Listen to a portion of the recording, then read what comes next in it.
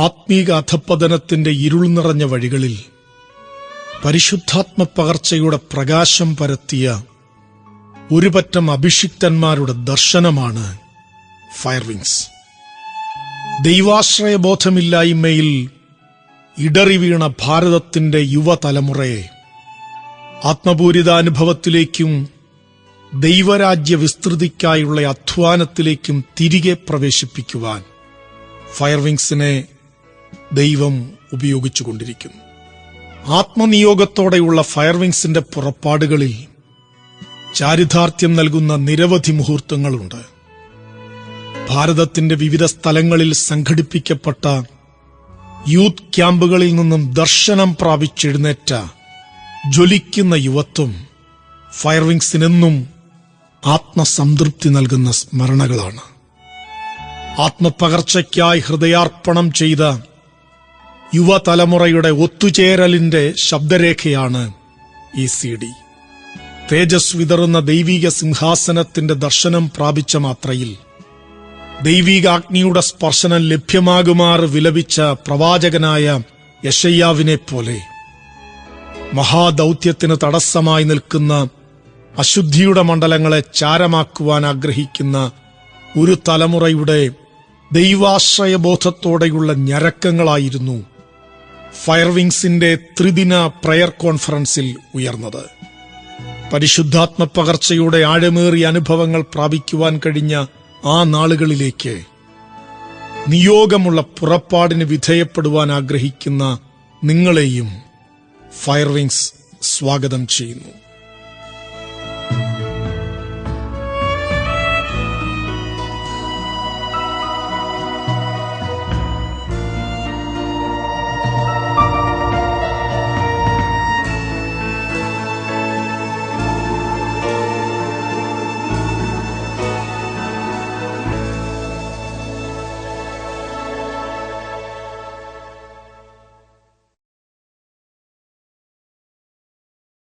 യേശു നമ്മെ സ്വതന്ത്രനാക്കുവാൻ ആഗ്രഹിക്കുന്നു. അതിന് നാം സ്വീകരിക്കേണ്ട ഒരു സമീപനമാണ് കർത്താവ് നൽകുന്ന ക്ഷമ സ്വീകരിക്കുക. ഞാനും നിനക്ക് ശിക്ഷ വിധിക്കുന്നില്ല. അതിൻ്റെ തുടർച്ച ക്ഷമ സ്വീകരിക്കുക. ഈ ഭാഗത്ത് യോഹന്നാന്റെ സുവിശേഷം 8-ാം അധ്യായത്തിലെ അതിൻ്റെ 11-ാം വാക്യത്തിൽ കർത്താവ് അവളോട് പറഞ്ഞു, ഞാനും നിനക്ക് ശിക്ഷ വിധിക്കുന്നില്ല. ആ ശിക്ഷ തന്നെ നമുക്ക് റോമാലേഖനം 8-ാമത്തെ അധ്യായത്തിൽ അതിൻ്റെ ആരംഭ ഭാഗത്ത് നമുക്ക് കാണുവാൻ കഴിയുന്നുണ്ട്. നിങ്ങളുടെ പക്കൽ ഇംഗ്ലീഷ് ബൈബിൾ ഉള്ളവർ യോഹന്നാന്റെ സുവിശേഷം അതിൻ്റെ 8-11 ശിക്ഷ എന്ന വാക്ക് കണ്ടം എന്ന വാക്കാണോ വരുന്നത്? പദം കണ്ടംനേഷൻ്റെ ആ പദമാണോ? ആരുടെ പക്കൽ ഇംഗ്ലീഷ് ബൈബിൾ ഉണ്ടോ? ഏത് വാക്കാണ് വരുന്നത്? ഞാനും നിനക്ക് ആ കണ്ടംനേഷൻ എന്ന വാക്കാണ് വരുന്നത്. അപ്പോൾ കർത്താവ് അവളോട് പറയുന്നത്, ഞാനും നിന്നെ ഞാൻ കണ്ടം ചെയ്യുന്നില്ല, നിന്നെ ഞാൻ ശിക്ഷ വിധിക്കുന്നില്ല എന്ന് പറയുമ്പോൾ കണ്ടം ചെയ്യുന്നില്ല എന്ന വാക്കാണ്. ആ കണ്ടംനേഷൻ തന്നെയാണ് റോമാലേഖനം 8-ാം അധ്യായം 1-ാമത്തെ വാക്യത്തിൽ നമുക്ക് കാണുവാൻ കഴിയുന്നത്. അതുകൊണ്ട് ഇപ്പോൾ ക്രിസ്തുയേശുവിലുള്ളവർക്ക് ഒരു ശിക്ഷാവിധിയും ഇല്ല. സകല കണ്ടംനേഷൻസിൽ നിന്നും കർത്താവ് അവിടുത്തെ ക്രൂശുമരണത്തിലൂടെ നമ്മെ സ്വതന്ത്രമാക്കിയിരിക്കുന്നു. കാരണം തൊട്ടുപുറകിലുള്ള 7-ാമത്തെ അധ്യായം, റോമാലേഖനം 7-ാമത്തെ അധ്യായം നിങ്ങൾ ശ്രദ്ധിച്ചു പഠിച്ചാൽ മതി. റോമാലേഖനം 7-ാമത്തെ അധ്യായത്തിൽ വരുന്ന വാക്കുകളിൽ പ്രധാനപ്പെട്ട 2 വാക്കുകളുണ്ട്. ഐ ആൻഡ് മീ, ഞാൻ, എന്നെ. ആ അധ്യായത്തിന്റെ പ്രത്യേകത എന്താണ്? സ്വയകേന്ദ്രീകൃതമാകുന്ന അധ്യായമാണിത്. സെൽഫ് സെന്റേർഡ് ആകുന്ന ഒരു അധ്യായമാണ്. ഐ മീ എണ്ണമെടുത്താൽ നിങ്ങൾക്ക് ഒരു 60-ലധികം പ്രാവശ്യം പൗലോസോട് ഐ മീ എന്ന വാക്ക് ആവർത്തിക്കുന്നത് കാണുവാൻ കഴിയുന്നുണ്ട്. ഈ ഐ മീയിൽ കേന്ദ്രീകരിച്ചിരിക്കുകയാണ് എങ്കിൽ അവസാനം എന്താ പറയാൻ കഴിയുന്നത്? ഒരു മനുഷ്യനെ കുറിച്ച് അവസാനം അങ്ങനെയുള്ളവൻ പറയുന്നത്, അയ്യോ ഞാൻ അരിഷ്ട മനുഷ്യൻ. അതിൽ നിന്ന് അവൻ ഹോളി സ്പിരിറ്റ് സെന്റേർഡ് ആയിത്തീരണം. റോമാലേഖനം 8-ാമത്തെ അധ്യായം വേണമെങ്കിൽ ബൈബിളിലെ അധ്യായങ്ങൾ, എല്ലാ അധ്യായങ്ങളും നല്ല അധ്യായങ്ങളാണ്. എന്നാൽ ഒരധ്യായം നല്ല അധ്യായം എന്നൊരു ബെസ്റ്റ് ആയിട്ടുള്ളൊരു ചാപ്റ്റർ എന്ന് നിങ്ങൾക്ക് പറയണമെങ്കിൽ റോമാലേഖനം 8-ാമത്തെ അധ്യായമാണ്. ആ അധ്യായത്തിലേക്ക് വരുമ്പോൾ 7-ാം അധ്യായത്തിൽ ഐ മീ എന്ന് പറഞ്ഞ പൗലോസ് ഇപ്പോൾ 8-ാം അധ്യായത്തിൽ ആ 8-ാം അധ്യായം മുഴുവൻ കേന്ദ്രീകരിച്ചിരിക്കുന്നത് പരിശുദ്ധാത്മാവിലാണ്. പരിശുദ്ധാത്മാവിൽ, ക്രിസ്തുയേശുവിൽ പരിശുദ്ധാത്മാവിനെ അനുസരിച്ച് നടക്കുന്നവർക്ക് ഇനിയും ഒരു ശിക്ഷാവിധിയുമില്ല. ഈ വെളിപ്പാട് നിങ്ങൾക്ക് ലഭ്യമാകുകയാണെങ്കിൽ കർത്താവിൽ നിന്നുള്ള ക്ഷമ നമുക്ക് സ്വീകരിക്കുവാൻ കഴിയും. അവിടുന്ന് നമ്മുടെ മേൽ പകരുന്ന, നമുക്ക് വേണ്ടി പകരുന്ന, അവിടുന്ന് ഓൾറെഡി അവിടുന്ന് പൂർത്തീകരിച്ച ആ ക്ഷമയെ നമുക്ക് സ്വീകരിക്കുവാൻ കഴിയും.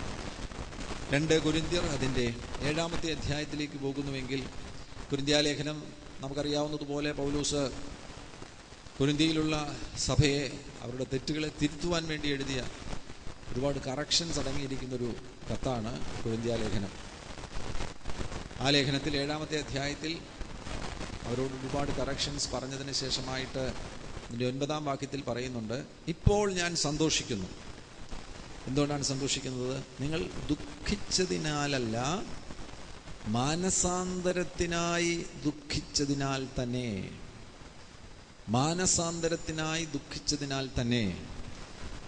ഇവിടെയും ഇന്ന് 1-ാം ദിവസം നിങ്ങളുടെ ഹൃദയത്തിൽ ഈ നിലവാരത്തിലുള്ള ഒരു ദുഃഖം ഉണ്ടാകുമ്പോൾ, മാനസാന്തരത്തിനായുള്ള ദുഃഖമുണ്ടാകുമ്പോൾ, ആ ദുഃഖത്തിൽ നിന്ന് നിങ്ങൾക്ക് കർത്താവിൻ്റെ, ആ ദുഃഖത്തിൽ തന്നെ തുടരേണ്ട കാര്യമില്ല.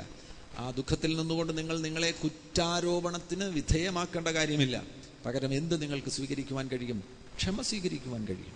സൗജന്യമായി കർത്താവിൽ നിന്ന് ലഭ്യമാകുന്ന ക്ഷമ സ്വീകരിച്ച് മനസ്സിനെ സൗഖ്യമാക്കുവാൻ കഴിയും.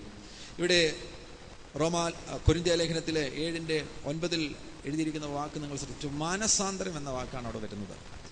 ഈ കറക്ഷൻസ് മുഴുവൻ നടക്കുമ്പോൾ ഈ ലേഖനത്തിൽ ഉള്ള കറക്ഷൻസ്, ആ കറക്ഷൻസ് ഈ വ്യക്തിത്വങ്ങളുടെ, ഇവിടെയുള്ള സഭയിലെ അംഗങ്ങളുടെ ഏതു മേഖലയിലാണ് ഈ കറക്ഷൻസ് ലക്ഷ്യം വെക്കുന്നത്? ഏത് മേഖലയിലേക്കാണ്?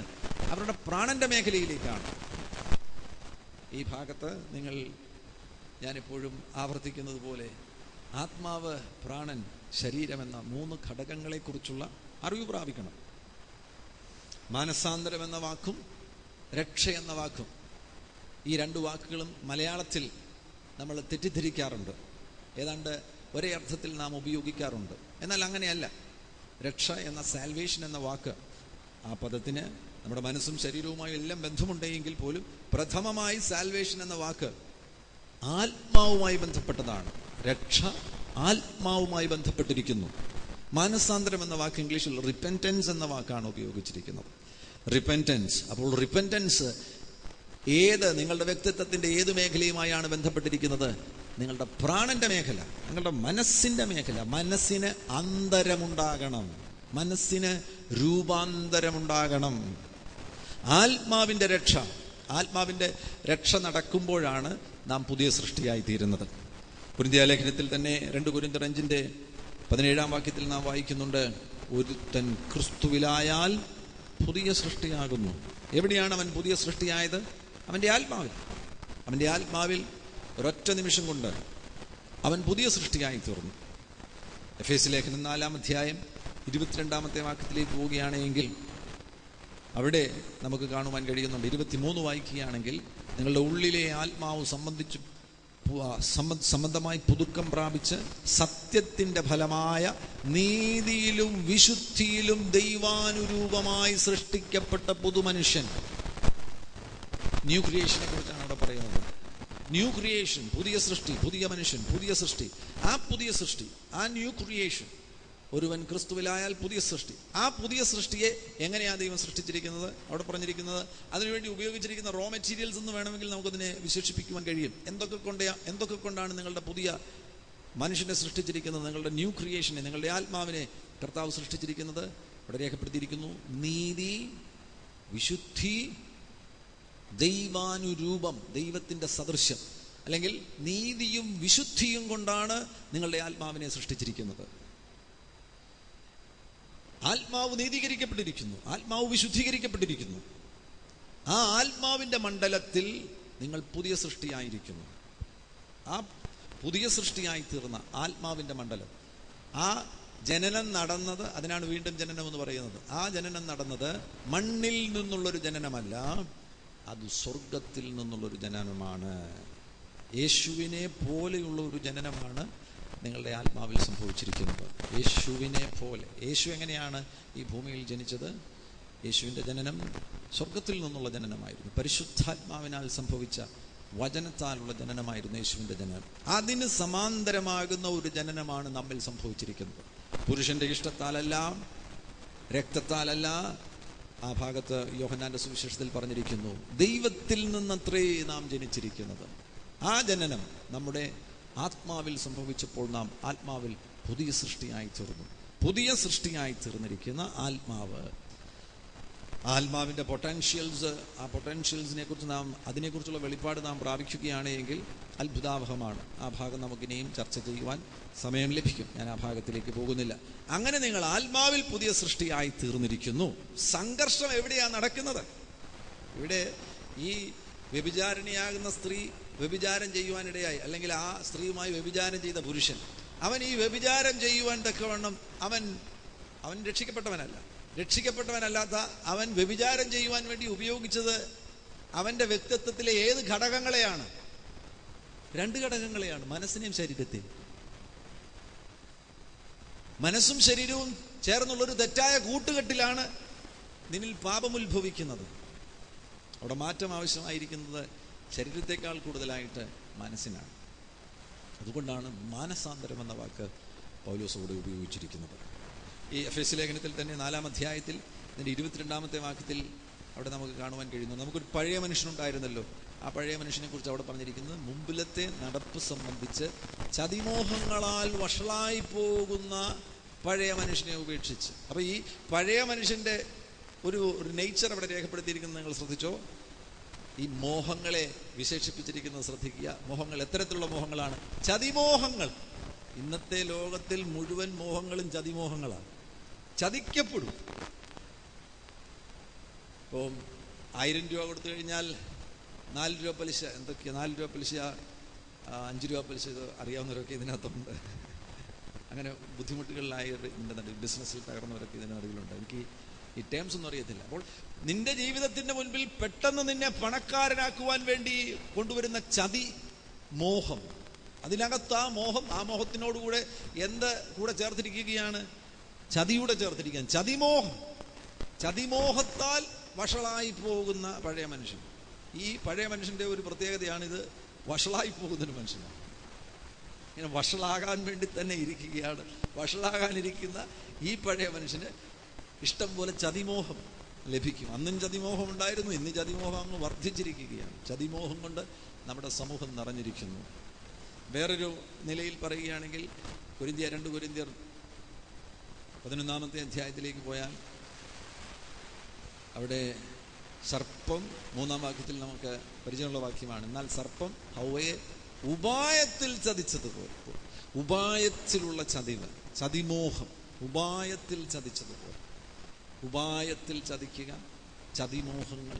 ഈ ചതിമോഹങ്ങളാൽ വഷളായി പോകുന്ന പഴയ മനുഷ്യൻ, ആ പഴയ മനുഷ്യന് അതിനെ ഉപേക്ഷിച്ച് ഉള്ളിലെ ആത്മാവ് സംബന്ധിച്ച് പുതുക്കം പ്രാപിച്ച് സത്യത്തിൻ്റെ ഈ ഉള്ളിലെ ആത്മാവ് എന്നുള്ളത് ഇംഗ്ലീഷിൽ നിങ്ങൾ വായിക്കുകയാണെങ്കിൽ renewed in the spirit of your mind. അത് നമ്മുടെ ഹ്യൂമൻ സ്പിരിറ്റിനെ കുറിച്ചല്ല പറയുന്നത്, നിന്റെ മൈൻഡിൻ്റെ തന്നെ ആ സ്പിരിറ്റ് എന്ന് അവിടെ ഉദ്ദേശിക്കുന്ന ആ മൈൻഡിൻ്റെ ആ ഇൻറ്റൻഷൻസ് എന്ന് വേണമെങ്കിൽ നമുക്ക് പറയാൻ കഴിയും. മൈൻഡിൻ്റെ തന്നെ ഒരു സ്പിരിറ്റ് ഉണ്ട്. Renewed in the spirit of your mind. നിന്റെ പ്രാണന്റെ തന്നെ ഒരു സ്പിരിറ്റ് ഉണ്ട്. അതിൽ നിനക്ക് പുതുക്കം പ്രാപിക്കണം.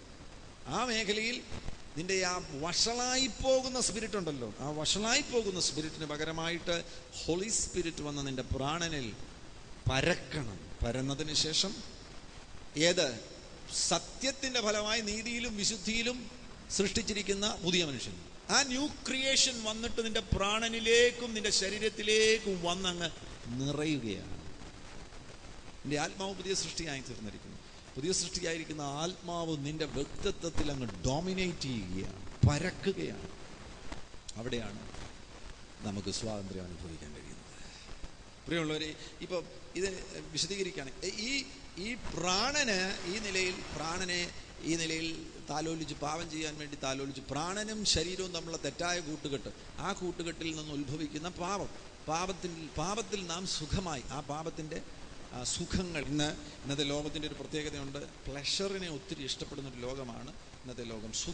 സുഖങ്ങൾ വർദ്ധിച്ചിരിക്കുന്നൊരു ലോകമാണ്. സുഖങ്ങളെ അങ്ങ് ഇഷ്ടപ്പെടുകയാണ്. ഭക്ഷണത്തിൻ്റെ സുഖം, ഉറങ്ങുന്നതിൻ്റെ സുഖം, പിന്നെന്തൊക്കെയാണ്, TV കാണുന്നതിൻ്റെ സുഖം, വസ്തുക്കളുടെ സുഖം, ഏറ്റവും ആധുനികമാകുന്ന സംവിധാനങ്ങളുടെ സുഖങ്ങളുടെ ഒരു ലോകത്തിലാണ് നമ്മളായിരിക്കുന്നത്.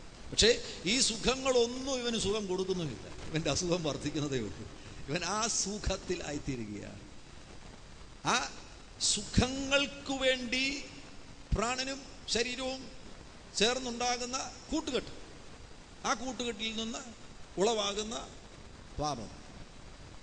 പാപത്തിൻ്റെ വർധനവും മൂലം, പാപം ആവർത്തിച്ച് ചെയ്യുന്ന പാപത്തിൻ്റെ പാപവും അല്ലെങ്കിൽ പഴയ മനുഷ്യൻ്റെ വഷളായി പോകുന്ന ആ സ്വഭാവങ്ങളും ഈ പ്രാണനിലും ശരീരത്തിലൂടെയും പുറപ്പെടുമ്പോൾ യഥാർത്ഥത്തിൽ എന്താ സംഭവിക്കുന്നത്? നിന്റെ ആത്മാവ് ഷ്രിങ്ക് ചെയ്തു പോവുകയാണ്, ചുരുങ്ങിപ്പോവുകയാണ്. നിന്റെ ആത്മാവ് സത്യത്തിൽ പുതിയ സൃഷ്ടിയായി തീർന്ന നിന്റെ ആത്മാവിന് ഒന്നും ചെയ്യുവാൻ വയ്യാതെ ആത്മാവ് ഷ്രിങ്ക് ചെയ്തു പോകുന്നു, ചുരുങ്ങിപ്പോകുന്നു. ആത്മാവ് നിഷ്ക്രിയനാകുന്നു, നോക്കി നിൽക്കുകയാണ്. അതാണ് സംഭവിക്കുന്നത്. അവിടെ അങ്ങനെയുള്ളവൻ പ്രാർത്ഥിക്കാനിരുന്നാൽ പിന്നെ പ്രാർത്ഥിക്കാൻ ഒക്കത്തില്ല. അവൻ്റെ ആത്മാവിൽ അവന് പ്രാർത്ഥിക്കണമെന്ന് ആഗ്രഹമുണ്ട്, പക്ഷെ പ്രാർത്ഥിക്കാൻ ഒക്കത്തില്ല.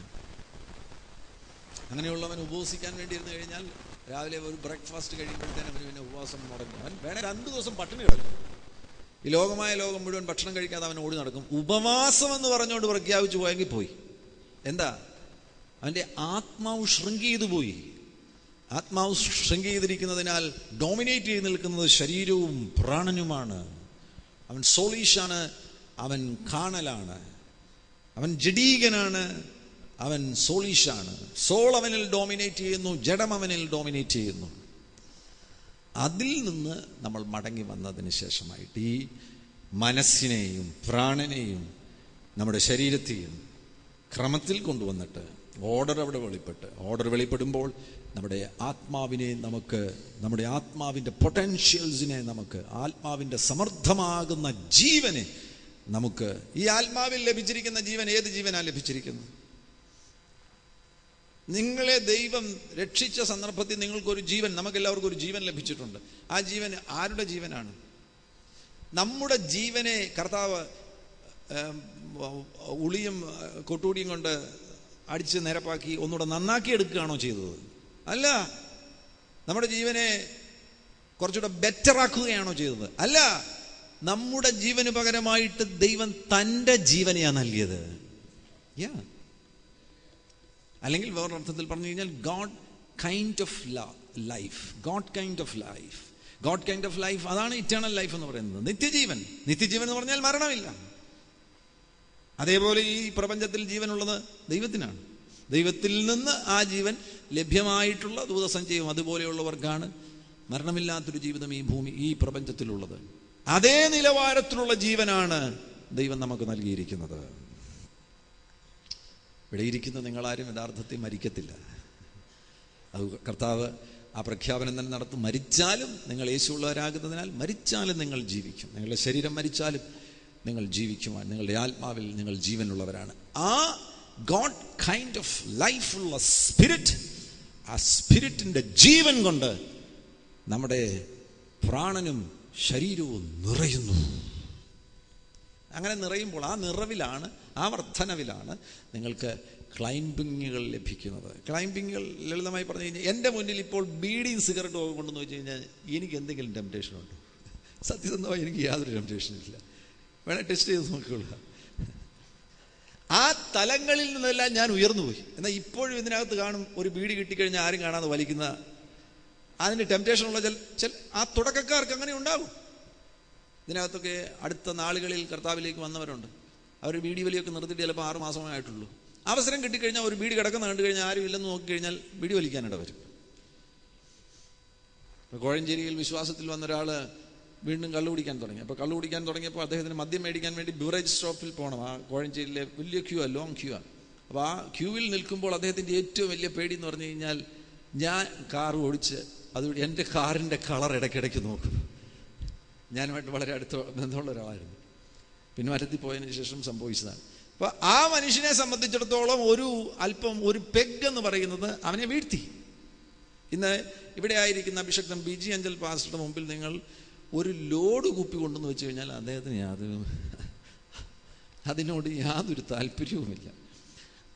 അവിടെ നിന്നൊക്കെ ഉയർന്നു, ആമേൻ, വേറൊരു നിലവാരത്തിൽ എത്തിച്ചേർന്നു. അത് ദൈവത്തിൻ്റെ ജീവനാണ്. ദൈവത്തിൻ്റെ ജീവൻ അതേപോലെ തൻ്റെ വ്യക്തിത്വത്തിൽ വ്യാപരിച്ചിരിക്കുന്നതിനാൽ ആത്മാവിൻ്റെ ആ ശക്തി, ആത്മാവിലൂടെ പുറപ്പെടുന്ന ദൈവത്തിൻ്റെ ശക്തി തൻ്റെ പ്രാണനിലും തൻ്റെ ശരീരത്തിലും വ്യാപരിച്ചിരിക്കുന്നതിനാൽ അങ്ങനെയുള്ളവരുടെ മനസ്സ് അന്തരമുള്ള മനസ്സായിത്തീരുന്നു, രൂപാന്തരമുള്ള മനസ്സായിത്തീരുന്നു. അവരുടെ പ്രാണന് അന്തരം സംഭവിച്ചിരിക്കുന്നതിനാൽ ആ പ്രാണനന്തരം സംഭവിച്ചാൽ മതി. പ്രാണനന്തരം സംഭവിച്ചിരിക്കുന്നതിനാൽ നമ്മുടെ ശരീരത്തെ നമുക്ക് നിലയ്ക്ക് നിർത്താൻ കഴിയും. തീരുമാനങ്ങൾ പുറപ്പെടുന്നത് പ്രാണനിൽ നിന്നാണ്. ആ പ്രാണനന്തരം സംഭവിച്ചിരിക്കുന്നതിനാൽ ശരീരത്തെ നിലയ്ക്ക് നിർത്തുവാൻ കഴിയും. നിങ്ങളോട് ഏതെങ്കിലും ഒരു വ്യക്തി മുഷിവായി സംസാരിക്കുമ്പോൾ നിങ്ങൾക്ക് എവിടെയാണ് മുറിവുണ്ടാകുന്നത്? മുറിവുണ്ടാകുന്നത് നിങ്ങളുടെ പ്രാണനിലാണ്. എന്നോട് ക്ഷമിക്കണം, നിങ്ങൾക്കതിനോട് അഭിപ്രായ വ്യത്യാസമുണ്ടെങ്കിൽ വ്യക്തിപരമായി എന്നോട് സംസാരിക്കണം. നിങ്ങൾ ഇത്തരത്തിൽ ചെയ്യുന്ന കാര്യങ്ങൾ കൊണ്ട് ഡയറക്റ്റായിട്ട് നിങ്ങളുടെ സ്പിരിറ്റിന് കേടുവരുന്നില്ല. നിങ്ങളെ മുറിച്ചാൽ, നിങ്ങളെ പഴിചാരി, നിങ്ങളെ തിരസ്കരിച്ച്, നിങ്ങളെ തള്ളിക്കളഞ്ഞാൽ അതുകൊണ്ട് ഡയറക്റ്റായിട്ട് നിങ്ങളുടെ ആത്മാവിന്, നിങ്ങളുടെ സ്പിരിറ്റിന് കേടുവരുന്നില്ല. എന്നാൽ ഡയറക്റ്റായിട്ട് നിങ്ങളുടെ പ്രാണന് കേടുവരും. നിങ്ങൾ എവിടെയാണ് മുറിയപ്പെടുന്നത്? നിങ്ങൾ മുറിയപ്പെടുന്നത് നിങ്ങളുടെ പ്രാണനിലാണ്. പ്രാണനിൽ, നിങ്ങളുടെ മനസ്സിലാണ് മുറിവുകൾ വരുന്നത്. ഇവിടെ ഇരിക്കുന്നവർ ചിലപ്പോൾ മുറിവുകളുള്ളവർ ഇതിന്റെ നടുവിൽ കാണും. നിങ്ങളുടെ മുറിവുകൾ എവിടെ? നിങ്ങളുടെ ആത്മാവിലല്ല നിങ്ങളുടെ മുറിവുകൾ. നിങ്ങളുടെ മുറിവുകൾ നിങ്ങളുടെ മനസ്സിലാണ്. മനസ്സിലെ മുറിവുകളെ സൗഖ്യമാക്കി യേശുവിൽ ദൈവത്തിന്റെ പരമവിളിയുടെ വിരുദിനായി ലാക്കിലേക്ക് ഓടുന്നു. ആ പദപ്രയോഗങ്ങളൊക്കെ വളരെ രസകരമാകുന്ന വാക്കുകളാണ്. പിൻപിലുള്ളത് മറന്നും. അപ്പൊ എത്ര പേർ തയ്യാറാണ് ഈ ഫയർ വിങ്സിന് വന്നതോടുകൂടെ നിങ്ങളുടെ പിൻപിലുള്ളത്, മുൻപ് പുറകിലുള്ളതിനെ എല്ലാം ഒന്ന് മറക്കാൻ എത്ര പേർ തയ്യാറാണ്? സകലത് മറക്കുക. പിൻപിലുള്ളത് മറന്നും നിങ്ങളുടെ പരാജയങ്ങൾ, നിങ്ങളുടെ മുറിവുകൾ, നിങ്ങളുടെ തിരസ്കരണങ്ങൾ, നിങ്ങളോട് അത് ചെയ്തു, ഇത് ചെയ്തു, അങ്ങനെ ചെയ്തു, നിങ്ങളിൽ തന്നെ വന്നു പോയ തെറ്റുകൾ, വീഴ്ചകൾ, പാപങ്ങൾ, പിൻപിലുള്ളത് മറന്നും മുൻപിലുള്ളതിന് ആഞ്ഞും കൊണ്ട്. ആമേൻ. ഞാൻ കഴിഞ്ഞ ദിവസം ഇങ്ങനെ ചിന്തിക്കുമ്പോൾ എൻ്റെ ഹൃദയത്തിൽ നമ്മുടെ ശുശ്രൂഷയിൽ കർത്താവ് പ്രവചന ശുശ്രൂഷ വളരെ ഗൗരവമേറിയൊരു ശുശ്രൂഷയാണ്. ആ ശുശ്രൂഷ നമ്മുടെ സഭകളിൽ പരക്കെ സാധാരണമായി കർത്താവ് ആ മേഖലയിൽ അനേകരെ ഉപയോഗിക്കുന്നു. ഞാനതിനെക്കുറിച്ച് ചിന്തിച്ചു കഴിഞ്ഞപ്പോൾ അത് വളരെ ആവശ്യമുള്ളൊരു ശുശ്രൂഷയാണ്. കാരണം എന്താണെന്നറിയാമോ? പ്രവചന ശുശ്രൂഷ മുഖാന്തരം പ്രവചനത്തിൽ അടങ്ങിയിരിക്കുന്ന ഒരു കാര്യമാണ് കംഫർട്ട് എന്ന് പറയുന്നത്. ആ കംഫർട്ടോട് ഒന്നിച്ച് തന്നെ പ്രവചനത്തിൽ അടങ്ങിയിരിക്കുന്ന മറ്റൊരു കാര്യമാണ് ഫ്യൂച്ചറിലേക്ക് നിന്റെ ലക്ഷ്യത്തെ തിരിച്ചുവിടുന്ന, നിന്റെ ഭാവിയിലേക്ക് നിന്റെ ലക്ഷ്യത്തെ തിരിച്ചുവിടുന്ന കാര്യങ്ങൾ പ്രവചനത്തിലൂടെ വെളിപ്പെട്ടു വരും. അപ്പോൾ പ്രവചനം ഒരു മോട്ടിവേറ്റിംഗ് ഫാക്ടറാണ്. നിന്നെ ഉത്സാഹിപ്പിക്കുകയും അതിലെല്ലാം ഉപരിയായിട്ട് പ്രത്യാശ നിനക്ക് എന്ത് നൽകി തരുമെന്നറിയാമോ? പ്രത്യാശ. ഈ മനത്തകർച്ചയുള്ളവർക്ക് ഏറ്റവും ആവശ്യമായിരിക്കുന്നത് എന്താണെന്നറിയാമോ? പ്രത്യാശ. ദാവീദ് പാപം ചെയ്തു, ബർശേബയുമായുള്ള പാപം ചെയ്തു. ആ പാപം ചെയ്തതിന് ശേഷമായിട്ട് ആ നിലവാരത്തിൽ ഒരു മനുഷ്യനായി കഴിയുമ്പോൾ അവൻ ആശയില്ലാത്തവനായി തീരുകയാണ്. അവൻ മാനസാന്തരത്തിലേക്ക് വരുമ്പോൾ അവൻ്റെ ജീവിതത്തിൽ ആവശ്യമായിരിക്കുന്ന ഒരു കാര്യമുണ്ട്. എന്താണെന്നറിയാമോ? പ്രത്യാശ. പത്രോസിന്റെ ഭാഗം ഞാൻ പരാമർശിക്കുമ്പോൾ അതിലേക്ക് നിങ്ങളുടെ ശ്രദ്ധയെ കൊണ്ടുപോകാം. നിങ്ങൾ എബ്രായ ലേഖനം 6-ാമത്തെ അധ്യായത്തിലേക്ക് പോവുകയാണെങ്കിൽ, എബ്രായ ലേഖനം 6-ാമത്തെ അധ്യായം അതൊരു 19-ാമത്തെ വാക്യത്തിൽ. മലയാളം ബൈബിൾ, പഴയ മലയാളം ബൈബിളിൽ പലയിടങ്ങളിലും ഈ സോൾ എന്ന വാക്ക് സ്പിരിറ്റ് എന്ന വാക്കാണ് ഉപയോഗിച്ചിരിക്കുന്നത്. ആത്മാവ് എന്ന വാക്കാണ് ഉപയോഗിച്ചിരിക്കുന്നത്.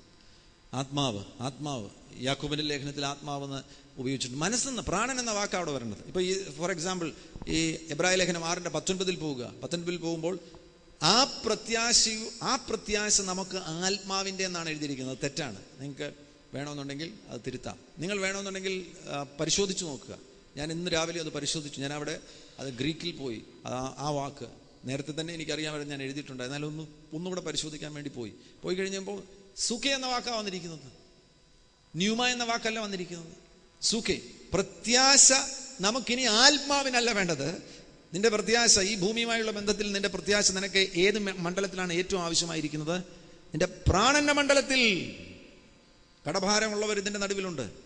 നീ ആ കടഭാരത്തിൽ നിന്ന് രക്ഷപ്പെടുമോ? അതുകൊണ്ടാണോ നിന്നെ തിരിച്ചറിയാത്ത പ്രവാചകൻ നിന്റെ തലയെ കൈവച്ചിട്ട് നിന്നോട് ദൂത് പറയുന്നത്, നിന്റെ മുൻപിലുള്ള പർവ്വതങ്ങൾ തകർന്നു വീഴുവാൻ പോകുന്നു, വഴി കർത്താവ് തുറക്കുന്നു. പ്രത്യാശ നമുക്ക്, ആ പ്രത്യാശ നമുക്ക് പ്രാണന്റെ ഒരു നങ്കൂരം തന്നെ. ഈ ഇളകി മറിയുന്ന പ്രാണനെ ഒന്ന് ഉറപ്പിച്ചു നിർത്തുവാനുള്ള നങ്കൂരമാണ് പ്രത്യാശ. ഇവിടെ ഇരിക്കുന്നവർ പിൻപിലുള്ളത് അങ്ങ് മറക്കണം. മറന്നിട്ട് മുൻപിൽ നിനക്ക് എന്തുണ്ട്? മുൻപിൽ നിനക്കൊരു ഹോപ്പ്ഫുൾ ആയിട്ടുള്ള ഫ്യൂച്ചറുണ്ട്. അതിശ്രേഷ്ഠമാകുന്ന ഒരു ഭാവി നിനക്ക് നിന്റെ മുൻപിലുണ്ട്. ഇവിടെ ഇരിക്കുന്ന ഓരോ അഭിഷക്തന്റെയും മുൻപിൽ കർത്താവ് ഒരുക്കി വെച്ചിരിക്കുന്ന അതിശക്തമാകുന്ന ഒരു ശുശ്രൂഷയുണ്ട്. ആമേൻ. പിൻപിലുള്ളത് മറന്ന് മുൻപിലുള്ളതിന് ആഞ്ഞും കൊണ്ട് ക്രിസ്തുവേശുവിൽ ദൈവത്തിന്റെ പരമവിളിയുടെ വിരുദിനായി ലാക്കിലേക്ക്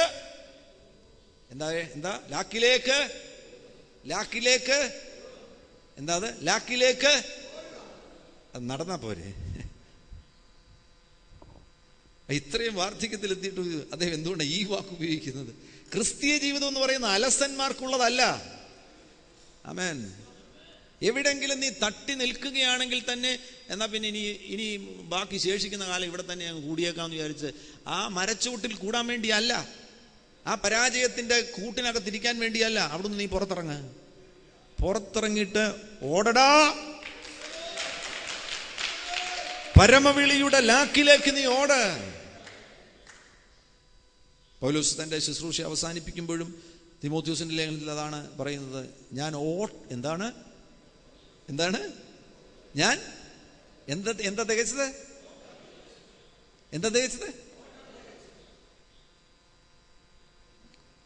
നിങ്ങൾ ഓടുവാൻ തയ്യാറാണോ? നിങ്ങളുടെ മുൻപിൽ നിങ്ങളോട് കർത്താവ് പ്രത്യേകം അതാണ് പറയുന്നത്. ഈ രാജ്യവുമായുള്ള ബന്ധത്തിൽ ഇനിയും വെറുതെ നടക്കാനും ഇരിക്കാനും ഒന്നും സമയമില്ല. നിങ്ങൾ ഓടാൻ തയ്യാറാണോ?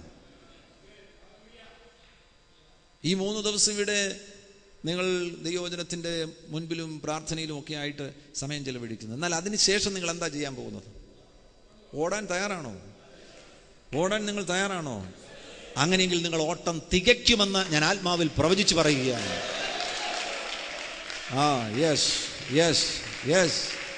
സ്വീകരിച്ചു.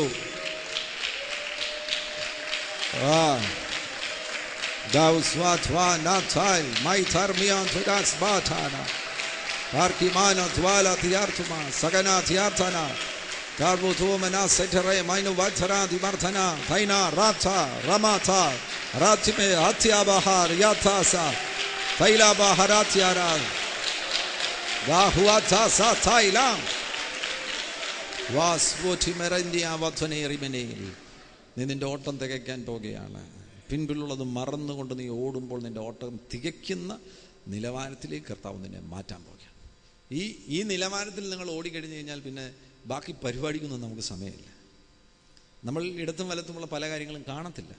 നമ്മളുടെ ഓട്ടം ലക്ഷ്യം നോക്കി നിങ്ങൾ ഓടുകയാണെങ്കിൽ പല പരിപാടികളും അപ്പുറം ഇപ്പുറം നടക്കുന്നുണ്ട്. അതൊന്നും നമ്മൾ കാണുകയുമില്ല, അതിലൊന്നും നമ്മൾ വീഴുകയുമില്ല. ലക്ഷ്യത്തിൽ നമ്മൾ എത്തിച്ചേരുവാനിട വരും. അതിവിടെ സംഭവിക്കും. അതിൻ്റെ ഒരു തുടക്കമായി തീരട്ടെ. അതിന് നിങ്ങൾ മനഃപൂർവ്വമായിട്ട് ക്ഷമ സ്വീകരിക്കുക.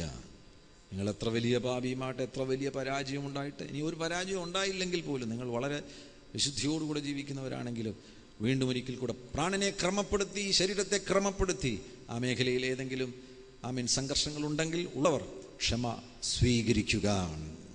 ഈ ക്ഷമ സ്വീകരിച്ച വളരെ പ്രഗത്ഭനാകുന്ന ഒരു കർത്തൃദാസൻ്റെ ചരിത്രം കൂടെ പറഞ്ഞിട്ട് ഞാൻ നിങ്ങൾക്ക് വേണ്ടി പ്രാർത്ഥിക്കുവാൻ ആഗ്രഹിക്കുന്നു. ക്ഷമ സ്വീകരിക്കുവാൻ പത്രോസ് തയ്യാറായി. നമുക്ക് ആ സംഭവം അറിയാം. യോഹന്നാന്റെ സുവിശേഷം 21 അധ്യായത്തിൽ ആ ചരിത്രം വളരെ വിശദമായിട്ട് രേഖപ്പെടുത്തിയിട്ടുണ്ട്. പക്ഷേ ഈ ചരിത്രം നിങ്ങൾ ശ്രദ്ധിച്ചു പഠിക്കുകയാണെന്നുണ്ടെങ്കിൽ ഈ തരത്തിലുള്ള ഒരു സ്വഭാവമായിട്ട് ഇതൊരു ആവർത്തനമാണ്. പത്രോസിൻ്റെ ഏതാണ്ട് ഒരു സ്വഭാവ രീതി നമുക്ക് ഈ 20 അധ്യായത്തിൽ ഗലീല കടലിൻ്റെ അരികിൽ വെച്ച് നമുക്ക് കാണുവാൻ കഴിയുന്നുണ്ട്.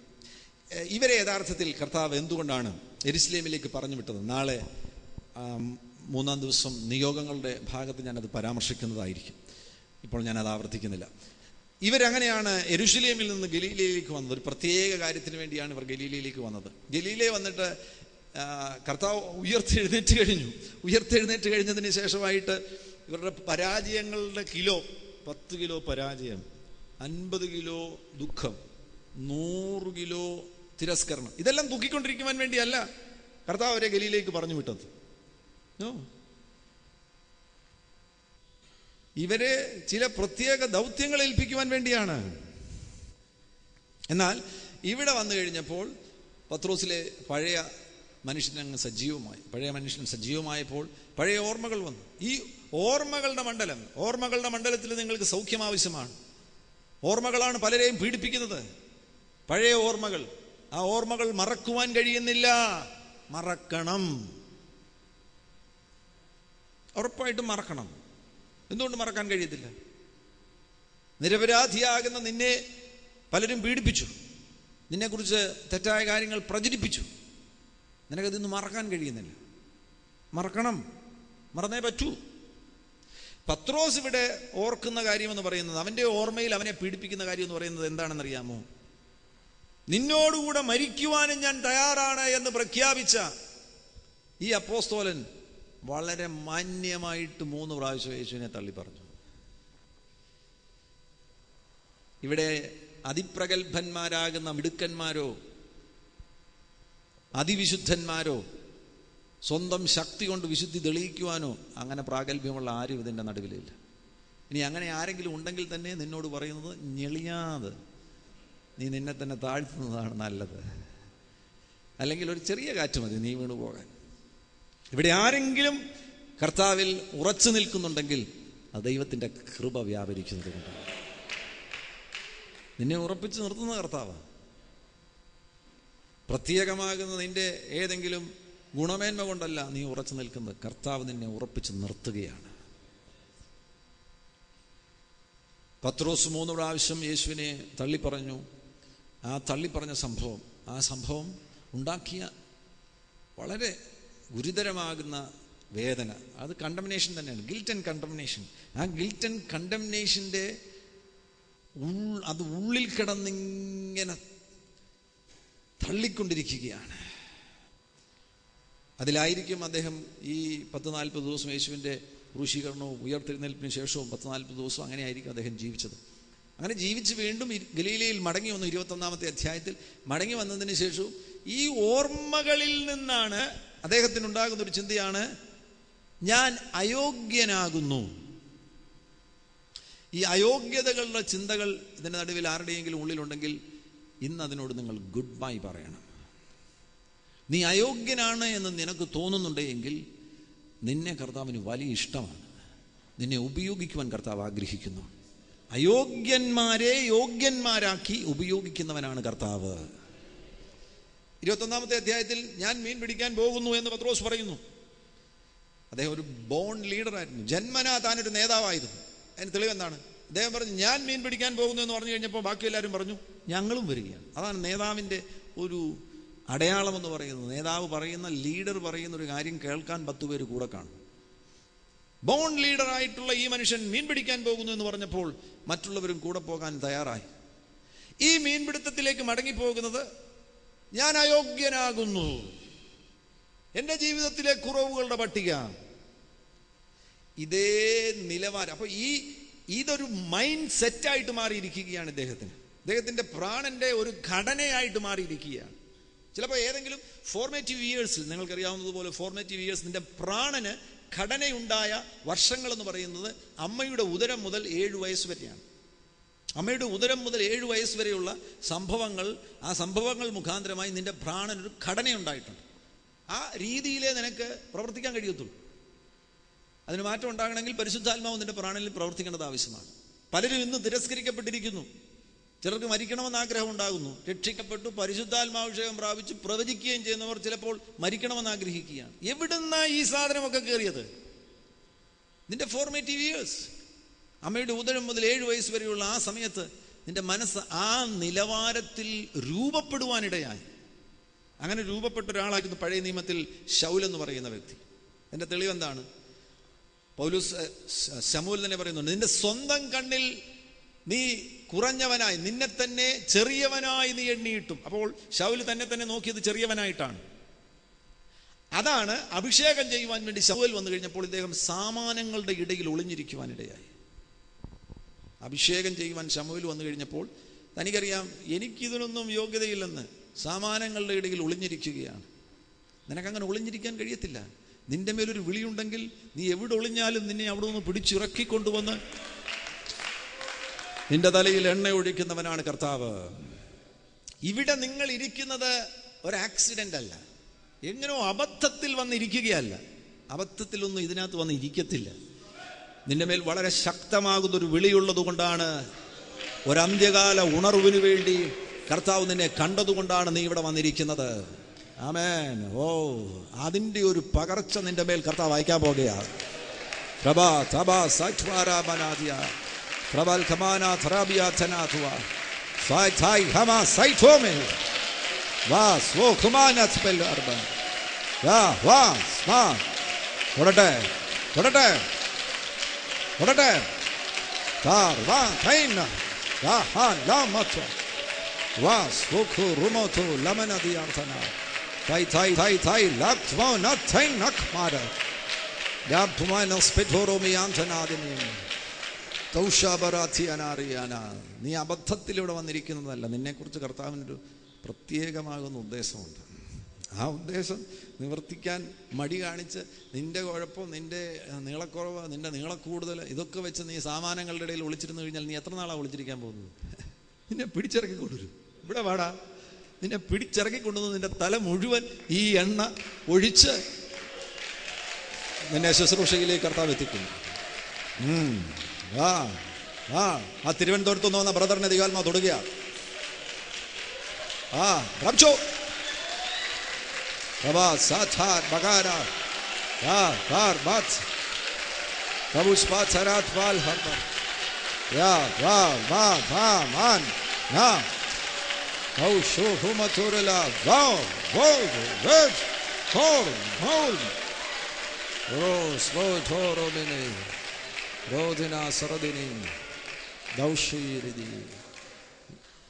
പത്രോസിന്റെ അനുഭവം 21-ാമത്തെ അധ്യായത്തിൽ ഇദ്ദേഹം ഇതെല്ലാം വിട്ടിട്ട് വീണ്ടും മീൻ പിടിക്കാൻ പോകുന്നത് നിങ്ങളത് ശ്രദ്ധിച്ചു നോക്കണം. അത് അദ്ദേഹത്തിൻ്റെ ഒരു സ്വഭാവം, ഒരു മൈൻഡ് സെറ്റായിരുന്നു. അതിന് തെളിവെന്താ?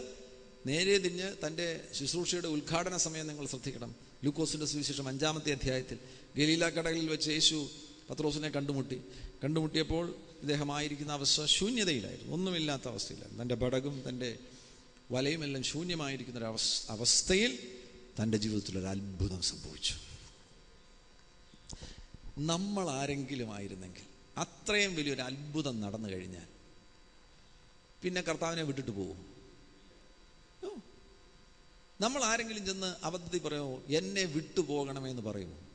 ഒരിക്കലും പറയത്തില്ല. കാരണം ഇനി ഇൻ കേസ് വിട്ടു പോയെങ്കിൽ കാര്യം നഷ്ടമല്ലേ. ഇവിടെ ഒരു അത്ഭുതം നടന്നിരിക്കുന്നു, ഇനി അത്ഭുതങ്ങളുടെ പട്ടിക നടക്കാൻ പോകുകയാണ്.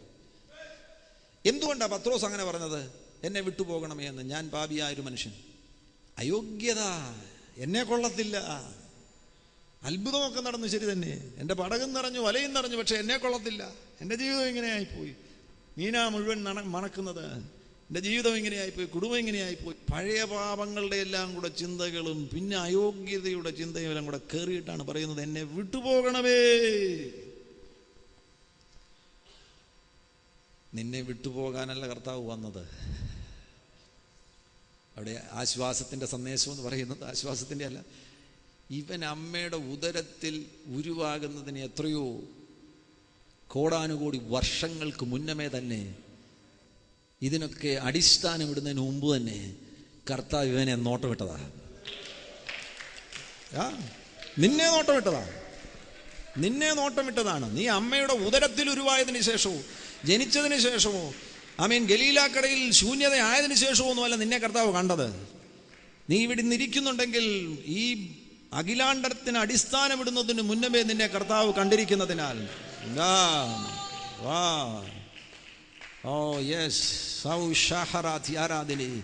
ഇനിയും വല്ലതും ചലനം നടക്കണമെന്നുണ്ടെങ്കിൽ നിന്റെ കയ്യിലൂടെയാണ് നടക്കാൻ പോകുന്നത്. പ്രാപിക്ക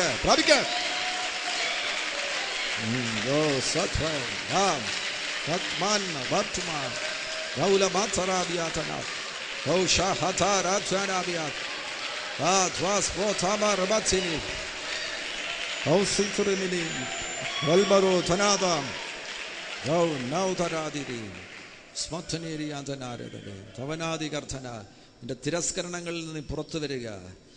നീ വന്ന് എന്നെ പത്രോസേ, നീ വന്ന് എന്നെ വിട്ടുപോകണമേ എന്ന് കർത്താവിനോട് പറയുമ്പോൾ തന്നെ കർത്താവിനറിയാം, ഞാൻ ഇവനെ എവിടെയൊക്കെ നിർത്തുവാൻ എൻ്റെ ഹൃദയത്തിൽ പദ്ധതിയുണ്ട്. വാ, ഇനി നീ പറഞ്ഞാൽ പോലും കർത്താവ് നിന്നെ വിട്ടുപോകത്തില്ല. വാ സത്തറാ, നീ നന്നായില്ലേ കർത്താവ് നന്നാക്കും. ഉറപ്പായിട്ടും.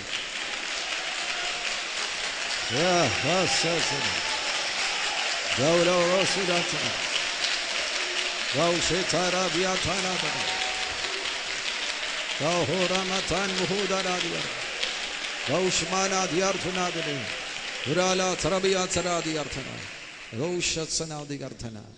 ആ ഭാഗത്ത് ഞാൻ ഒരു കാര്യം കൂടെ പറയണം. നീ നന്നാകുകയില്ലെന്ന് പറഞ്ഞ് ബലം പിടിച്ചിരുന്നു കഴിഞ്ഞാൽ തന്നെ നിനക്ക് രക്ഷയില്ല. നിന്നെ കർത്താവ് നന്നാക്കും. നിന്നോട് അരുതെന്ന് കർത്താവ് പറഞ്ഞു, നീ മാന്യമായിട്ട് കർത്താവിനെ ഡിസൊബേ ചെയ്തിട്ട് അനുസരണക്കേട് കാണിച്ച് പോയി അങ്ങ് ചെയ്തു. നീ 2 പ്രാവശ്യം ചെയ്യുമ്പോൾ നിനക്ക് മനസ്സിലാകും ഇനിയും മേലിൽ. ഉറപ്പാണ്. ഫിന്നി സ്റ്റീഫനെ നന്നാക്കാനും ബിജി അഞ്ചലിനെ നന്നാക്കാനും കർത്താവിന് കഴിയുമെങ്കിൽ, പത്രോസിനെ നന്നാക്കാൻ കർത്താവിന് കഴിയുമെങ്കിൽ, ഇതുപോലെ ഉറപ്പില്ലാത്തൊരു മനുഷ്യൻ, എടുത്തുചാട്ടക്കാരൻ, മുൻകോപക്കാരൻ, അങ്ങനൊരു മനുഷ്യനെ നന്നാക്കുവാൻ കർത്താവിന് കഴിയുമെങ്കിൽ ഇവിടെ ഇരിക്കുന്ന സകലരെയും നന്നാക്കുവാൻ കർത്താവിൻ്റെ ശക്തി വ്യാപരിക്കും. നിന്നെ നന്നാക്കി കർത്താവ് ഉപയോഗിക്കുവാൻ പോകുകയാണ്. നീ അതിനാൽ വന്നു വീണിട്ട് എന്നെ വിട്ടുപോകണമേ എന്ന് പറയുകയാണെങ്കിൽ കർത്താവ് നിനക്കൊരു ഓഫർ തരും. അങ്ങോട്ട് കയറി ഒരു ഓഫർ തരും. നീ ഇതുവരെ ചെയ്തുകൊണ്ടിരിക്കുന്നത് മീനെ പിടിക്കുന്ന ജോലിയല്ലേ, എൻ്റെ കൂടെ വന്നു കഴിഞ്ഞാൽ നീ മനുഷ്യനെ പിടിക്കുന്നവനാക്കും. നിന്നെ മനുഷ്യനെ പിടിക്കുന്നവനാക്കുന്ന ഒരു പ്രൊമോഷൻ. നീ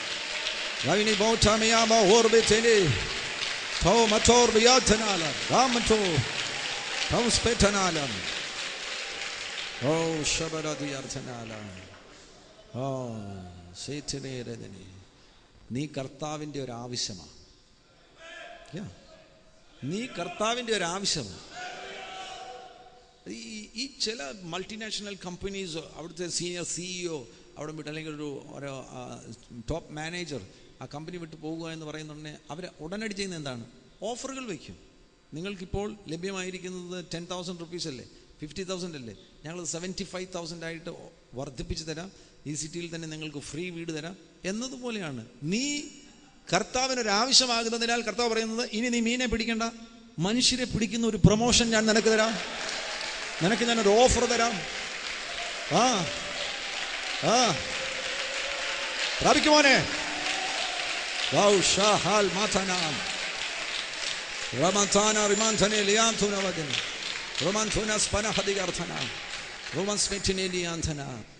നിനക്ക് കർത്താവിനെ ഇതുവരെ മനസ്സിലായിട്ടില്ല.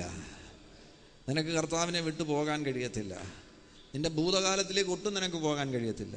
കാരണം നീ ഭൂതകാലം വിട്ട് പോന്നപ്പോഴേ കർത്താവ് നിന്റെ ഭൂതകാലത്തെല്ലാം അടിച്ച് തകർത്തു. ഇനി നീ തിരിച്ചു ചെന്ന് കഴിഞ്ഞാൽ നിന്റെ ഭൂതകാലം അവിടെ ഇല്ല. പിന്നെ അത് പ്രത്യേകിച്ചും അത് ഭൂതമുള്ള കാലമായിരുന്നു, അത് പോയി. ഇനി നിനക്ക് യേശു അല്ലാതെ വേറെ ഒരു വിടുതലില്ല.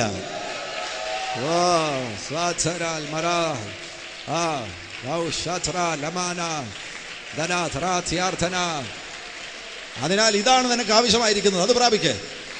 ഈ അഭിഷേകം നിന്നിൽ ജ്വലിക്കട്ടെ, ഈ തീ നിന്റെ മേൽ കത്തട്ടെ.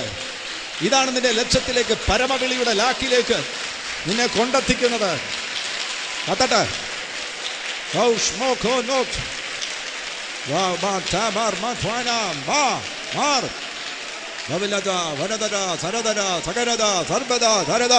ഈ സഹോദരിയൊക്കെ, ഈ മുൻനിരയിൽ ഇരിക്കുന്ന സഹോദരിയൊക്കെ ദൈവാത്മാ തൊടുക, പ്രാപിച്ചോണം. ഒതുക്കരുത്, ഇന്ന് നീ ഒതുക്കരുത്.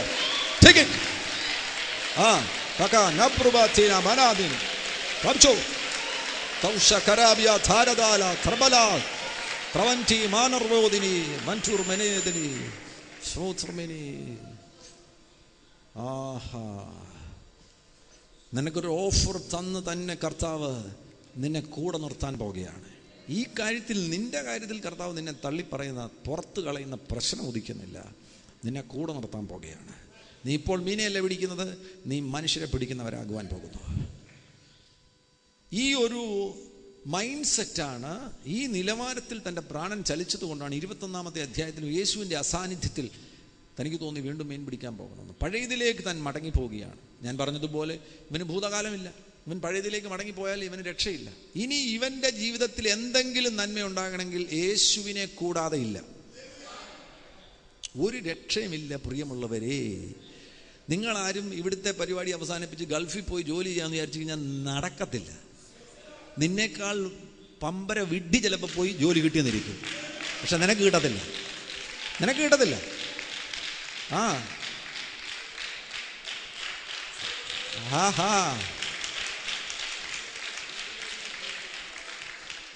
കാരണം നിന്നെക്കുറിച്ച് കർത്താവിൻ്റെ ഹൃദയത്തിലുള്ള ചില ഉദ്ദേശങ്ങളും സ്വപ്നങ്ങളുമുണ്ട്. അവിടുന്ന് ആ സ്വപ്നങ്ങളെ പൂർത്തീകരിക്കുവാൻ എന്തു വില കൊടുത്തും തീരുമാനമെടുത്തിരിക്കുകയാണ്. അതിനുവേണ്ടി നീ കരയിൽ വരുന്നതിന് മുൻപ് ബ്രേക്ക്ഫാസ്റ്റ് നിനക്ക് വേണ്ടി ഒരുക്കണമെന്നുണ്ടെങ്കിൽ ഒരുക്കും. യെസ്. കരയിൽ നിന്ന് നിന്നെ കുഞ്ഞുങ്ങളെ എന്ന് വിളിക്കണമെന്നുണ്ടെങ്കിൽ വിളിക്കും. വെറുതെയല്ല ഈ 3.5 വർഷം ഇവരിൽ കർത്താവ് ഇൻവെസ്റ്റ് ചെയ്തത്. ആ ഇൻവെസ്റ്റ്മെന്റ് കർത്താവിന് ഒരു ലോങ് ടേം ദൈവപ്രവൃത്തിക്ക് വേണ്ടി ഇവരെ ഉപയോഗിക്കുവാൻ വേണ്ടിയുള്ള ഇൻവെസ്റ്റ്മെന്റ് ആകുന്നതിനാൽ ഇവർക്കിനി കർത്താവിനെ വിട്ടുപോകുവാൻ കഴിയില്ല. അവരന്ന് രാത്രി മുഴുവൻ വല വീശി ശ്രമിച്ചു, ഒന്നും കിട്ടിയില്ല. അന്ന് പ്രഭാതത്തിൽ കർത്താവ് വന്നതിന് ശേഷമായിട്ട് അവരോട് ചുമ്മാ നിസ്സാരമായിട്ട് കർത്താവ് പറഞ്ഞു. കർത്താവ് പറഞ്ഞു എന്താണ്? വലതുവശത്ത് വല വീശുവീൻ. ആമേൻ. അല്ലെങ്കിൽ ഇംഗ്ലീഷിൽ പറയുകയാണെങ്കിൽ റൈറ്റ് സൈഡ്. അപ്പൊ ഇവര് ഇതുവരെ എവിടെയായിരുന്നു വീശിക്കൊണ്ടിരുന്നത്? Wrong side. നിന്റെ റോങ് സൈഡിൽ നിന്ന് നിന്നെ റൈറ്റ് സൈഡിലേക്ക് തിരിച്ചുവിടണമെങ്കിൽ കർത്താവ് വന്നെങ്കിലേ കഴിയുകയുള്ളൂ. വലതുവശത്ത്, വലതുവശത്ത്, വലതുവശത്ത്, നിന്റെ തൊട്ടടുത്തുണ്ട്, തൊട്ടടുത്ത്, തൊട്ടടുത്ത്, തൊട്ടടുത്ത്. ജ്വലിക്കട്ടെ.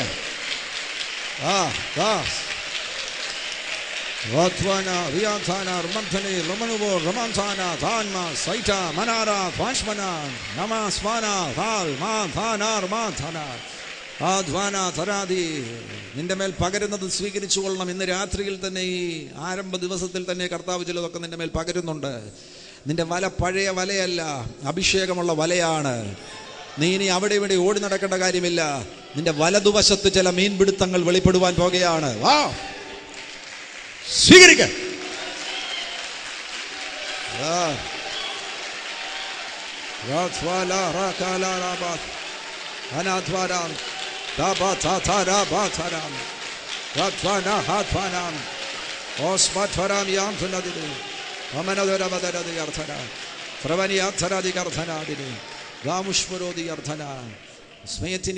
നിന്റെ മുറിവുകളും നിന്റെ തിരസ്കരണവും സെൽഫ് കണ്ടംനേഷനും ഒക്കെ മുഖാന്തരമായിട്ട് നീ കർത്താവിനെ വിട്ട് ഓടിപ്പോകുവാൻ കർത്താവ് സമ്മതിക്കുകയില്ല. നിന്നെ മടക്കിക്കൊണ്ടുവന്ന് നിന്നെ കൊണ്ടു തന്നെ ക്ഷമ സ്വീകരിപ്പിച്ച് കർത്താവ് നിന്നെ ഉദ്ദേശങ്ങളിൽ നിർത്താൻ പോകുകയാണ്. ദൈവത്തിൻ്റെ പർപ്പസുകളിൽ നിന്നെ കർത്താവ് നിർത്തുവാൻ പോകുകയാണ്. ഉദ്ദേശങ്ങളുടെ നടുവിൽ നിന്നെ നിർത്തുവാൻ പോകുകയാണ്. കാരണം എന്താണ്? കർത്താവിനറിയാം പെന്തക്കോസ്തു നാളിൽ നീ ചെയ്യുന്ന പ്രഭാഷണത്തിന്റെ പരിണിത ഫലമായി സംഭവിക്കുവാൻ പോകുന്നതിനെ കുറിച്ച് കർത്താവിനറിയാം. Yes yes yes. കൊർന്നല്യോസിന്റെ വീട്ടിൽ നടക്കുന്ന ഉണർവിയോഗം മുഖാന്തരമായി ലോകജാതികളിലേക്ക് പരിശുദ്ധാത്മ പ്രവൃത്തിയെ അയക്കുവാൻ പോകുന്നതിന് ഞാൻ നിന്നെയാ ഉപയോഗിക്കുവാൻ പോകുന്നത് എന്ന് കർത്താവിനറിയാം.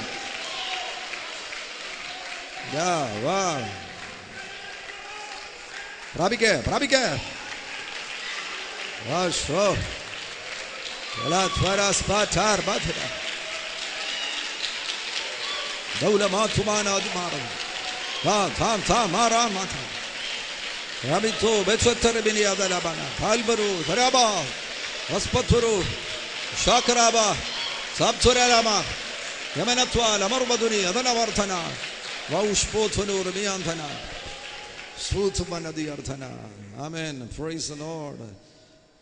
ആ നിനക്കാണോ കർത്താവിനെ വിട്ട് ഓടിപ്പോകാൻ കഴിയുന്നത്? ഞാൻ എൻ്റെ അമ്മയുടെ ഉദരത്തിൽ ഞാൻ ഉരുവാകുമ്പോൾ തന്നെ കർത്താവ് പദ്ധതി മുഴുവൻ രൂപപ്പെടുത്തി. എൻ്റെ അമ്മയുടെ ഉദരത്തിൽ ഞാൻ ഉരുവായതൊരു സംഭവമാണ്. എൻ്റെ ഫാദർ ഇടക്കാലത്ത് അല്പസമയം പട്ടാളത്തിൽ ജോലി ചെയ്തിരുന്നു. പട്ടാളത്തിൽ ജോലി ചെയ്ത സമയത്ത് അരുണാചൽ പ്രദേശിൽ അന്ന് ചൈനീസ് വാർ നടക്കുകയാണ്. ചൈനീസ് വാർ നടക്കുമ്പോൾ അരുണാചൽ പ്രദേശിലെ തവാങ്ങിൽ അവർക്ക് പോകേണ്ടതായിട്ട് വന്നു. തവാങ്ങിൽ മുകളിൽ ഏറ്റവും ഐസുള്ള സ്ഥലമുണ്ട്, അവിടെ പോകേണ്ടതായിട്ട് വന്നു. അവിടെ പോയി ആ സമയത്ത് യുദ്ധത്തിൽ എൻ്റെ ഫോർ ഫ്രണ്ടിൽ പോയി, ക്ലറിക്കൽ സ്റ്റാഫായിരുന്നെങ്കിലും ഫോർ ഫ്രണ്ടിൽ പോകേണ്ടതായിട്ടുണ്ടായിരുന്നു. പൈനിയർ സോൾജേഴ്സിൻ്റെ കൂടെ പോകേണ്ടിയിരുന്നു. അങ്ങനെ തവാങ്ങിൽ പൈനിയർ സോൾജേഴ്സിൻ്റെ കൂടെ പോയി തൻ്റെ കൂടെ ഉണ്ടായിരുന്ന ആയിരക്കണക്കിന് ഇന്ത്യൻ പടയാളികൾ കൊല്ലപ്പെട്ടു. അതൊരു വലിയ ചരിത്രമാണ്. ആയിരക്കണക്കിന് ഇന്ത്യൻ പടയാളികൾ കൊല്ലപ്പെട്ടു.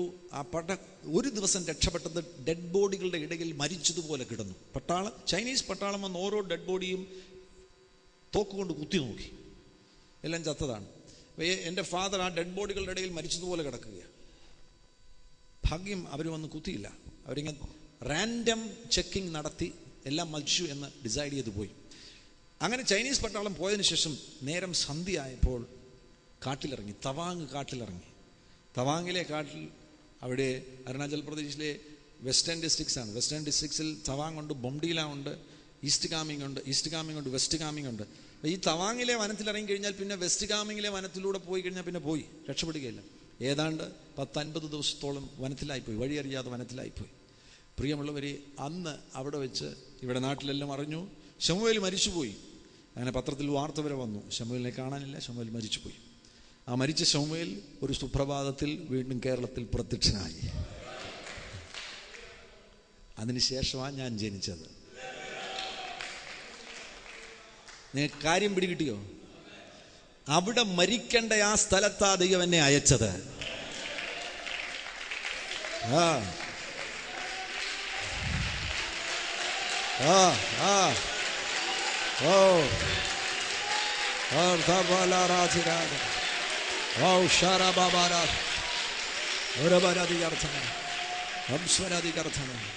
തലമുറകളായി നിലനിൽക്കുന്ന പൗരോഹിത്യ മേധാവിത്വത്തിന്റെ അനീതിയുടെ ചരിത്രവും അടിമത്വത്തിന്റെ ചരിത്രവും മീൻപിടുത്തത്തിന്റെ ചരിത്രവും അങ്ങനെ കുടുംബപരമായി തന്നെ തകർന്നിരിക്കുന്ന ഒരു വലിയ കൂട്ടത്തിന്റെ പ്രതിനിധിയായി ഒരുത്തനെ കർത്താവ് പൊക്കിയെടുത്തിട്ട് അവനെ കൊണ്ടുവന്ന് യെരൂശലേമിൽ പെന്തക്കോസ്ത് നാളിൽ ജനക്കൂട്ടത്തിന്റെ നടുവിൽ നിർത്തി.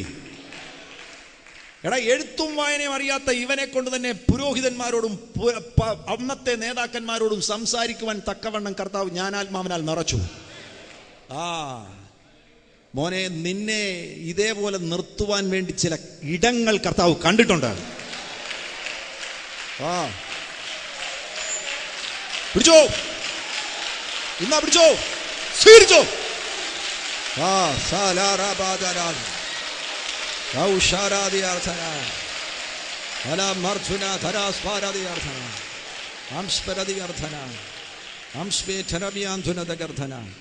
അരുണാചൽ പ്രദേശിലെ നിരപരാധികളാകുന്ന ആയിരങ്ങളെ കൊന്ന ചൈനീസ് പട്ടാളവും ഇന്ത്യൻ പട്ടാളം ആയിരക്കണക്കിന് ഇന്ത്യൻ പട്ടാളക്കാരെയും കൊന്നതിൻ്റെ നടുവിൽ നിന്നെ ഒരുത്തനെ മാത്രം കർത്താവ് എന്താ രക്ഷിച്ചത്? അപ്പം നിന്റെ മോൻ അങ്ങനെ രക്ഷപ്പെടാൻ കഴിയുമോ? ഇല്ല.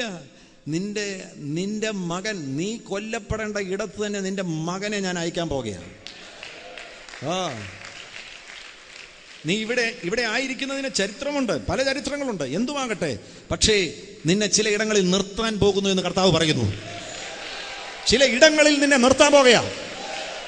ചോദ്യം ചെയ്തവരുടെ നടുവിൽ നിന്നെ നിർത്താൻ പോകുകയാണ്.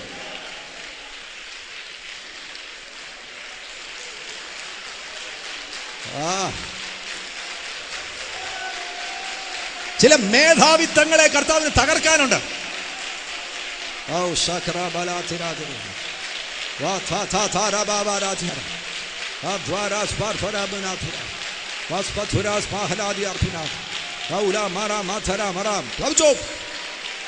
ഇന്ന് രാത്രി നിനക്കുള്ളതാ. പ്രവചോ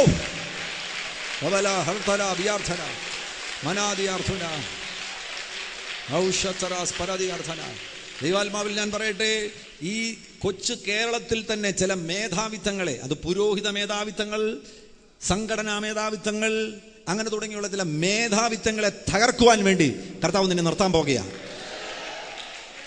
നിന്നെ നിർത്തുവാൻ പോകുന്നത് ബൈബിൾ സ്കൂളിലെ ഡിഗ്രിയുടെ പിൻബലത്തോടു കൂടിയല്ല, ഉയരത്തിൽ നിന്നുള്ള അഭിഷേകത്തിന്റെ പിൻബലത്തോടു കൂടെ നിർത്താൻ പോകുകയാണ്. നിർത്താൻ പോവാ. ഇവൻ ഇത് എവിടെ നിന്ന് കിട്ടിയെന്ന് മറ്റുള്ളവർ ചോദിക്കത്തക്കവണ്ണം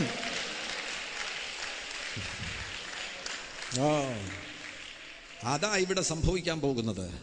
അതിനുവേണ്ടിയാണ് നീ ഇവിടെ ആയിരിക്കുന്നത്. അതിൻ്റെ നടുവിൽ നിന്നാണോ നീ ഓടിപ്പോകാൻ ശ്രമിക്കുന്നത്? നിനക്ക് ഓടിപ്പോകാൻ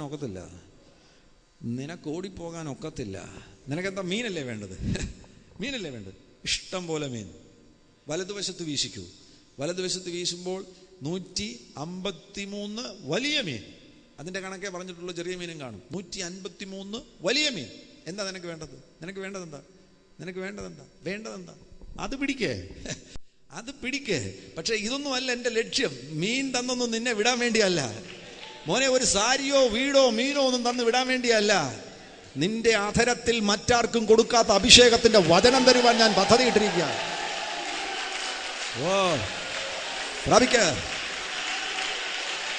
പ്രാപിക്കടാ മക്കളെ, ഈ രാത്രി പ്രാപിക്ക.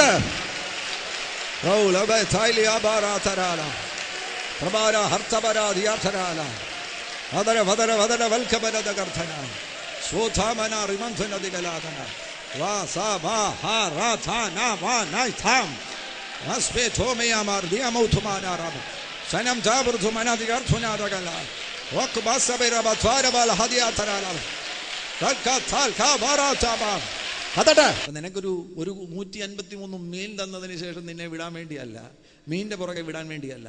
ആ മീനിലൂടെ നിന്നെ ഇങ്ങ് പിടിച്ചിട്ട് നിന്റെ വായിലും നിന്റെ കയ്യിലും കൃപയുടെ ആയുധങ്ങളെ കർത്താവ് തരും.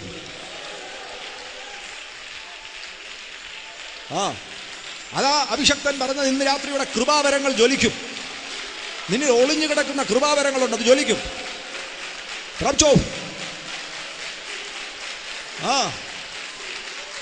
ജ്വലിക്കും. നിന്നിലുള്ള കൃപാവരങ്ങൾ ജ്വലിക്കും.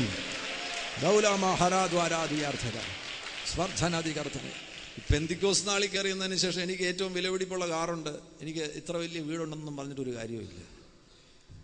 അപ്പോൾ വാ തുറന്നാൽ ചിലത് പുറപ്പെടണം. ആമേൻ. അത് നിന്റെ പക്കൽ കർത്താവ് ഏൽപ്പിക്കാൻ പോകുക. അതിനിടയ്ക്ക് വല്ല മീൻ്റെ ആവശ്യമുണ്ടേ പറഞ്ഞു, അതും തന്നേക്കാം. അതിനും കർത്താവിന് മടിയൊന്നുമില്ല. 153 വലിയ മീൻ തന്നെ തന്നേക്കാം, അത് പിടിച്ചു. അതിൻ്റെ ഇടയിൽ കർത്താവിൻ്റെ ഉദ്ദേശം അങ്ങ് വ്യക്തമാക്കുകയാണ്. ഇവിടെ ഈ ഗലീല കടൽ കൊണ്ടൊന്നും മോനെ നീ തീരത്തില്ല. ഇവർക്ക് ഈ ഗലീല കടലിനോടൊരു പറ്റുമാനം ഉണ്ടായിരുന്നു. ഇതിന് ചുറ്റുപറ്റി നിൽക്കുന്ന ഒരു സ്വഭാവം ഉണ്ടായിരുന്നു. നിന്നെ ലോകത്തിൻ്റെ അറ്റത്തോളം അയക്കുന്ന ഒരു നിയോഗം വെളിപ്പെടാൻ പോകുകയാണ്. നീ ഈ ഗലീല കൊണ്ടും കഫർനഹൂം കൊണ്ടും നീ ഒതുങ്ങാമെന്നാണോ കരുതുന്നത്? അങ്ങനെയാണെങ്കിൽ ഇതിന് വരണ്ട, ഈ മീറ്റിങ്ങിന് വരണ്ട, വേറെ എവിടെങ്കിലും പോയിക്കൊള്ളുക. ഇവിടെ വന്നാൽ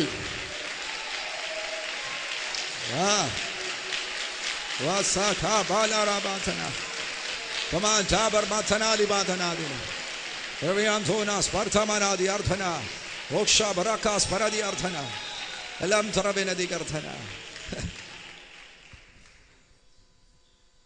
ഇയാൾ ഗലീലയിൽ എങ്ങനെങ്കിലും ജീവിച്ച് ഇവിടെ ഒരു വീട് വെച്ച് ഇവിടെ തന്നെ ഇവിടുത്തെ സെമിത്രി തന്നെ അടക്കണം പോകണമെന്ന് ആഗ്രഹിച്ച പുള്ളിയാ. ലോക രാജ്യത്തിൻ്റെ തലസ്ഥാനത്താണ് പുള്ളി കൊല്ലപ്പെട്ടത്, റോമിൽ വെച്ചാണ്. അപ്പം നിന്റെ ഫ്യൂണറൽ പ്ലേസ് പോലും കർത്താവ് ഡിസൈഡ് ചെയ്തിരിക്കുക. ഇതിനകത്തിരിക്കുന്ന പലരും ഞാൻ പറയട്ടെ കേരളം വിട്ടുപോകും, ഉറപ്പാ. അത് അങ്ങനെ ഒരു നിയോഗം വെളിപ്പെടുന്നുണ്ട്. നീ ഒറീസയിലും രാജസ്ഥാനിലും നീ എത്തിച്ചേരാൻ പോകുകയാ.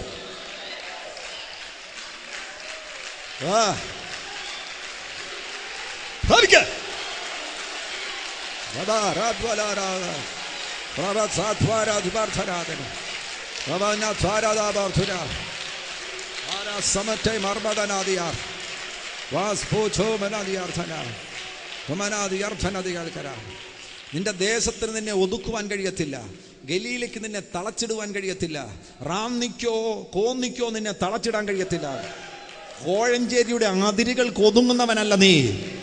അതിനപ്പുറത്ത് നിന്നെ ലോകത്തിന്റെ അറ്റത്തോളം എത്തിക്കുന്ന ഒരു അഭിഷേകമുണ്ട്. പ്രാപിച്ചോ, ഈ രാത്രി വേണമെങ്കിൽ പ്രാപിച്ചോ. നിന്റെ മേലത് കത്താൻ പോകുകയാ. പരിശുദ്ധാത്മാവ് അത് വാരി ഇടുകയാണ്, വാരി വിതറുകയാണ്.